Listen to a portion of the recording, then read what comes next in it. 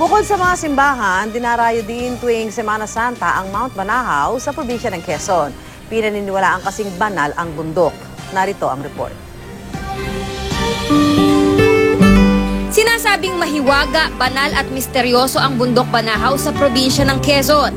Inihahalin tulad ito ng mga deboto sa isang simbahan. Tulad ng simbahan, mayroon itong holy water pero pahirapan ang pagkuha nito. 300 baitang na matarik na hagdan ang kailangang akyatin. Sa baba naman, bubungad ang banal na ilog. Sinasabing ang tubig mula rito nakakapagpagaling ng karamdaman. Ang nadidig naman panalangin sabi nga, matuto ka magpakumbaba, magpatawad ka, humingi ka ng tawad. Paano mo magagawa yun? Magagawa mo lamang yung true practice. Pag hindi mo pinakis at isipin sila buhay, hindi mo magagawa yun.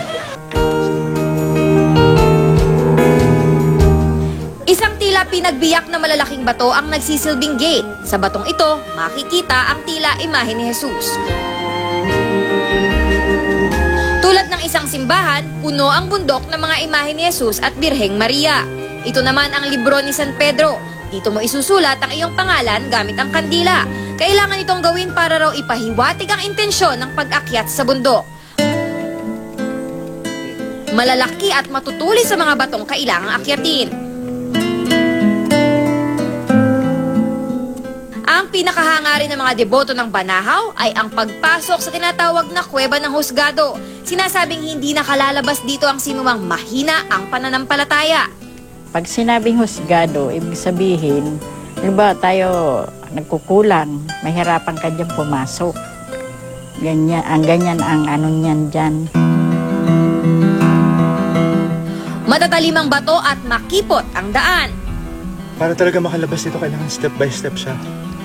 Tapos parang ipapasa mo yung impormasyon sa mga sumusunod na tao. Tapos hindi yung gagawin nila. Kasi kung hindi mo ginawa yun, ang hirap lumabas.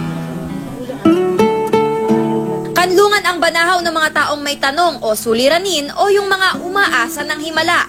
At ang hirap ng pag-akyat sa bundok, sumisimbolo raw sa sakripisyo ni Jesus para sa buong sanlibutan. Para sa unang balita, Athena Imperial reporting.